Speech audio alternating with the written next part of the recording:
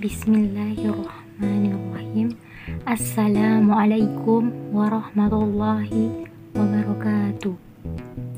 Innal hamdalillah nahmaduhu wa nasta'inuhu wa nastaghfiruh wa na'udzu billahi min syururi anfusina wa min sayyiati a'malina. May yahdihillahu fala mudhillalah wa may yudlil fala hadiyalah.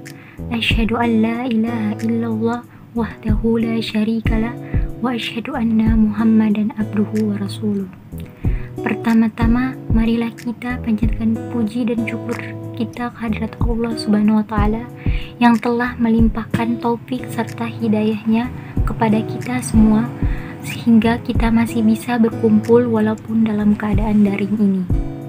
Sholawat dan salam tidak lupa kita haturkan kepada junjungan kita Nabi Muhammad SAW yang telah mengantarkan umat manusia dari peradaban hidup yang jahiliyah menuju peradaan hidup yang modern, yang penuh dengan kemajuan ilmu pengetahuan dan teknologi seperti yang kita rasakan saat ini. Sholat duha merupakan ibadah sunnah yang dilaksanakan ketika hari mulai menjelang siang. Sholat duha biasanya jarang dilakukan karena sholat duha bukan sholat yang wajib dilaksanakan. Padahal, sholat duha memiliki banyak keutamaan apabila kita melaksanakannya. Untuk itu, pada kesempatan kali ini saya akan membahas mengenai keutamaan sholat duha. Yang pertama, wasiat khusus dari Rasulullah. Sholat duha adalah amalan khusus yang diwasiatkan oleh Rasulullah kepada Abu Hurairah untuk menjadi amal harian. Hal ini dijelaskan dalam hadis riwayat Muslim nomor 1140 dari Abu Hurairah radhiyallahu berkata, kekasihku Rasulullah SAW berpesan kepadaku untuk selalu puasa 3 hari setiap bulan, mengerjakan 2 rakaat duha dan mengerjakan sholat witir sebelum aku tidur. Hadis riwayat Bukhari dan Muslim. Yang kedua, pahalanya seperti orang bersedekah. Mengerjakan sholat duha memiliki nilai yang sama seperti melakukan sedekah. Sedekah ini artinya yaitu sedekah dari masing-masing anggota badan yang diwajibkan untuk dikeluarkan setiap harinya. Sehingga orang yang melakukan sholat duha akan mendapatkan pahala sebanyak persendian itu. Hal ini dijelaskan pada sebuah hadis, yaitu setiap pagi masing-masing ruas anggota badanmu itu wajib dikeluarkan sedekahnya.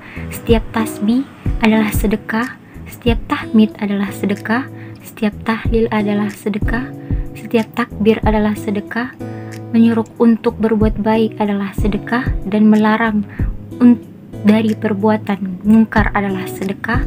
Semuanya itu bisa dicukupi dengan 2 rakaat duha yang ia kerjakan. Hadis riwayat Muslim.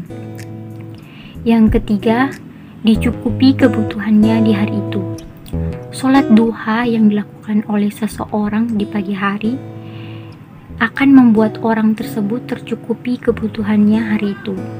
Allah Sang Maha Pengasih ingin memberikan balasan dan imbalan dari apa yang dilakukan hambanya dengan memenuhi apa-apa yang dibutuhkan sepanjang hari itu.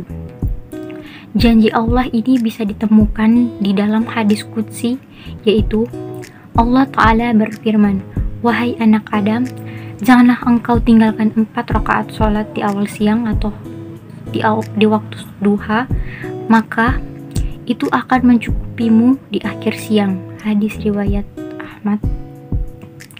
Yang keempat, mendapat pahala haji dan umroh yang sempurna.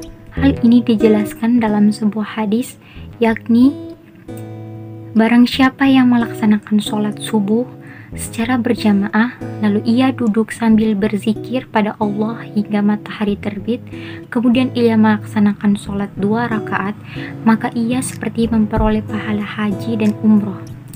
Beliau pun bersabda, pahala yang sempurna, sempurna dan sempurna. Hadis riwayat Tirmizi. Dan yang terakhir, kelima, termasuk sholat awwabin atau orang yang kembali taat. Dari Abu Hurairah bahwa Rasulullah SAW bersabda, Tidaklah menjaga sholat duha melainkan awwab atau orang yang kembali taat. Hadis riwayat Ibnu Khuzaimah. Yang dimaksud dengan awwabin adalah bentuk jamak dari awwab yang berarti orang taat, kembali kepada ketaatan, karena sebagai manusia tentu kita tidak luput dari dosa yang disengaja maupun tidak. Sehingga dengan melakukan sholat sunnah duha, kita berharap agar Allah mengampuni dosa-dosa kita. Dan yang terakhir, keenam, masuk surga melalui pintu duha. Sabda Rasulullah SAW, sesungguhnya di surga kelak terdapat pintu bernama Ad-Duha, dan pada hari kiamat nanti akan terdengar panggilan, di manakah orang-orang yang melanggengkan sholat duha? Ini adalah pintu kalian, masuklah kalian dengan rahmat Allah Subhanahu wa Ta'ala. Hadis riwayat Tabrani. Baik, mungkin itu saja yang bisa saya sampaikan. Kurang dan lebihnya mohon dimaafkan. Wabillahi taufiq wal hidayah. Wassalamualaikum warahmatullahi wabarakatuh.